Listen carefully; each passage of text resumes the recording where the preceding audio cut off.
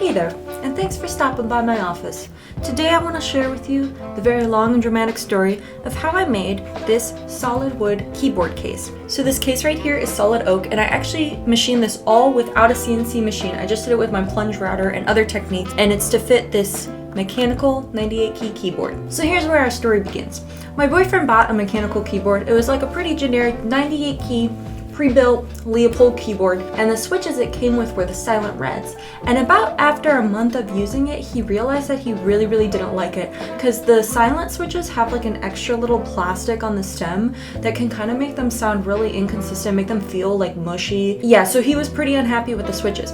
And of course, in like the common Dinkle fashion, I was like, oh my gosh, let me try and fix it for you. I bet I can mod it in like a week. I can make your keyboard sound so much better. You know, just give it to me. Because I'm always forcibly asking my loved ones to let me do DIY projects for them. But I just got a new solder sucker. I've desoldered a bunch of mechanical keyboards, and I was like, I can totally desolder those switches, get them out of there, and replace them with some Gateron clears, which I thought he would like a lot better because they're a really easy switch. Lubed Gateron clears, of course. I was like, I'm gonna have this done in no time. No biggie. Well, it kind of ended up looking like this.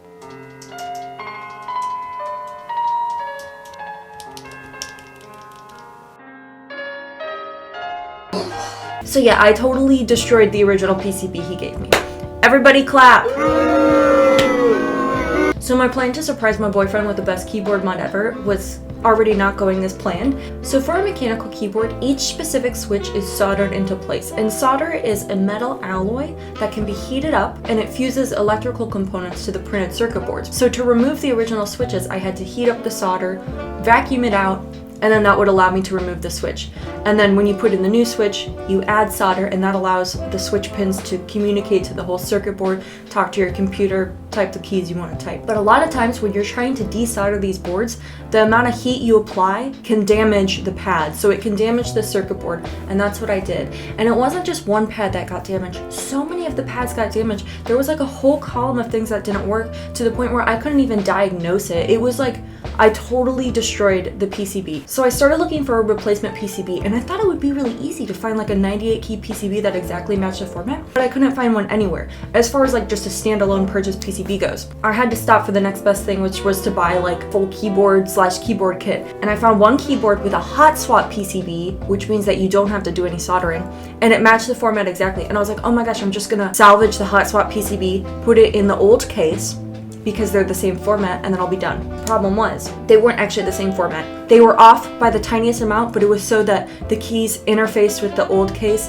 and they would get stuck, so it was unusable in that condition. And the new keyboard I bought was yellow. And not only is that my boyfriend's least favorite color, but it would totally clash with the Charmander keycaps that he chose. And I thought maybe I could spray paint the case black. And I know a lot of people spray paint keyboard cases, but that was just something I did not want to do because I hate painting. Every time I paint stuff, it always turns out really bad and bubbly and chipped and cracked. And I was like, I'm not gonna be able to sleep at night knowing I spray painted this keyboard case. I just do not trust in the longevity of it. And I was like, well, this is a great opportunity for me to make a custom keyboard case. Come on, I can fabricate wood. I can do this. So I have the new hot swap PCB, the new case, which I'm using as a template, and I made the wooden case from that template. And so let's go to the wood shop.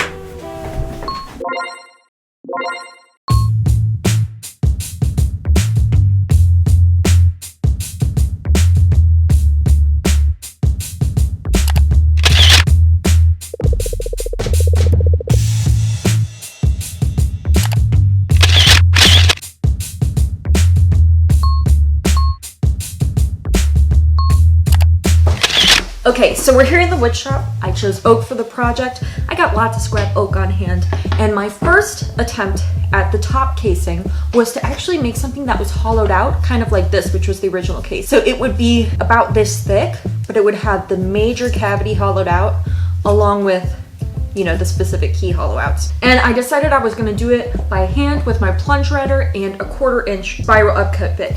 And I actually tried to like start by cutting in each cutout with a 1/4 inch drill bit and then like using that as the template, but it was totally misaligned. And I very foolishly put this in my vise, because usually I cut mortises in my vise, but I forgot that I'm cutting all the way through. So the weight of the scrap pieces pulled it down and it broke. It broke at the weak point, so.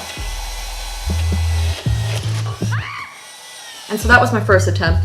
This is the new case that I was using as the template. You can't actually see, I did try to spray paint it and then I was like, no, I'm not gonna do that. But the second time around, I was like, why don't I just use this template to the best of its ability? I put a template bushing on my router to ride along the template as it cut out pieces of MDF. So I tried to make a template out of MDF, hoping that would make things easier.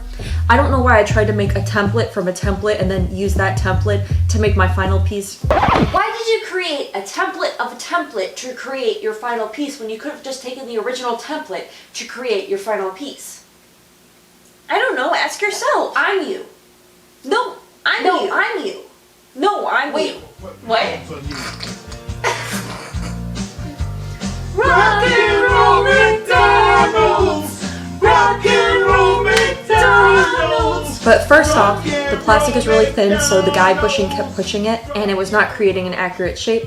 Second off, the guide bushing creates a little extra tolerance, so I would have had to go back with like another flush trim bit to get it perfect, and even then it wouldn't have been accurate. I made the template out of MDF, and as you can see, MDF is actually horrible for making templates. Look at how like crusty and crumbly it looks. It was not a good idea, so I quickly threw that out. And then I was like, well, I should use a more robust material. Tried to do the same thing with plywood, a thicker, higher quality plywood, and that template worked, but this time I traced directly onto the plywood and cut the template by hand by just adjusting my edge guide, putting it up to the pencil line, cutting, adjusting my edge guide, putting it right up to the pencil line, cutting.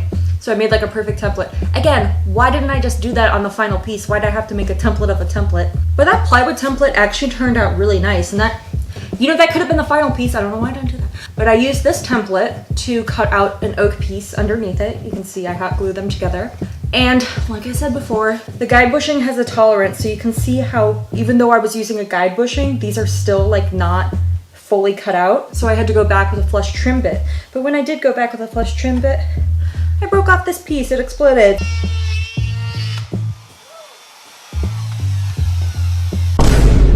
But anyways, now we come to the final top piece. I was like, okay, I'm not gonna do any fancy template transferings. I'm not gonna do any fancy bushings. I'm just going to trace this template as accurately as I can onto the oak, and then I'm just gonna do it by hand, adjusting my edge guide, checking back in between the template, and that was the good one. That was how I succeeded.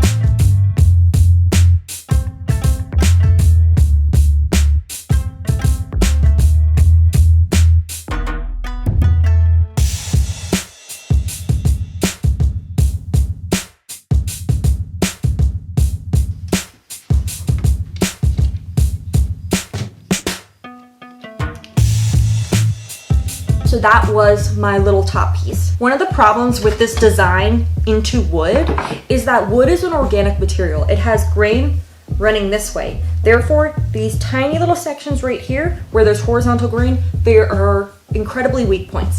And I was able to machine the arrow keys on the final piece, but they had a crack in them, and I was like, I can kind of glue it, but then it was just like so weak, and I was like, you know what, I'm just gonna cut my losses on this. So I cut off the arrow key outline, and I think it actually looked good in the end. I was like, you know what, that was a good decision because it was just too weak. So then the way easier part was doing the bottom casing, which would house the bulk of the PCB. So I got a way thicker piece of oak, and then I roughly traced out the shape of the PCB, and I cut that all out with my punch router and a big fat 1/2-inch spiral upcut bit.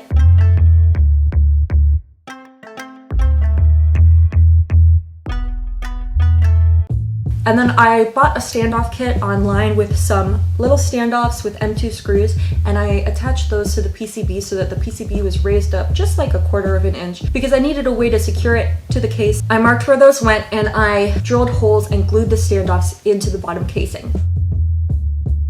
And then I drilled some mounting holes on the top plate, and it's not ideal that the top plate is screwed to the bottom casing with external screws, but it was really the only way I could get it to work because it was just way too difficult for me to machine a really thick piece of oak that could like lay over and have screws from the bottom, because the top piece was just too thin to have threaded inserts in it and have the screws come from the bottom.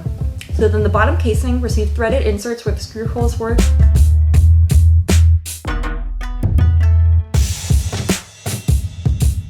I cut them so they were the same profile.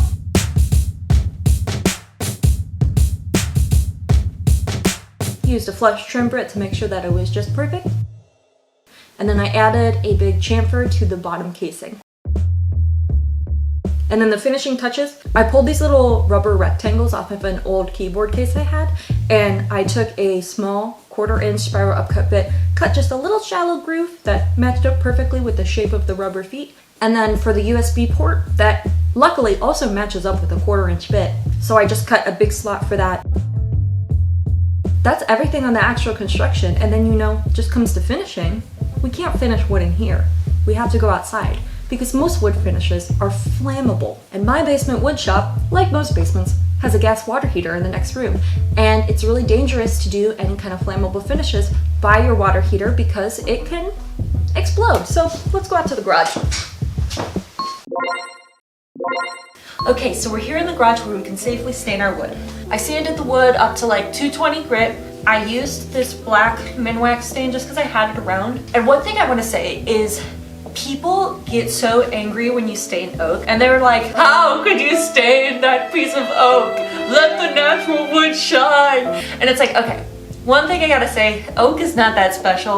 It grows on trees, especially where I live. It's literally everywhere. It's very easy to come by. Second off, I don't actually like how natural oak looks. I think the natural color of oak is pretty ugly, and that's just my personal preference. And also, I knew that we were gonna have the Charmander keycap set, and there was no way I was matching up Charmander keycap set with natural oak. It's the crossover everyone's been waiting for. We have the arts and crafts movement of the turn of the century and the Pokemon. And a lot of people get really high and mighty about using stains because they're like, why can't you just let the natural wood shine? And it's like, I don't ever use stains in my projects. I really don't like using stain. But this isn't really a fine woodworking project. This is like a weird novelty side project that I'm doing where it's like, it doesn't have to be like the most beautiful natural thing because it's literally a Pokemon themed keyboard. And one more thing I do want to say, oak and another similar wood species, ash, are very commonly ebonized or stained black because they take to these black stains so well. With a wood like oak, there's a super high contrast in the grain. So when you stain it black, you'll still see so much of the character of the oak. So like, look at the way the oak looks after I stain it black. I really think it is so beautiful. And so many people use oak in these black stain projects because it is beautiful and it's not ruining the natural wood. So anyways, I stained the oak, wiped off the excess, and then let it sit for about 24 hours. And then just for a super quick finish, I just do the spray lacquer. I did about like 5 coats of this, using steel wool in between coats to make it really nice and smooth. And after the keyboard was completely finished, had the protective coats on it, it was time to add the little extras. So I added the little rubber feet, super glued those into place, and then I also super glued the USB into its place. And then it was time to put it all together and of course, do a typing test.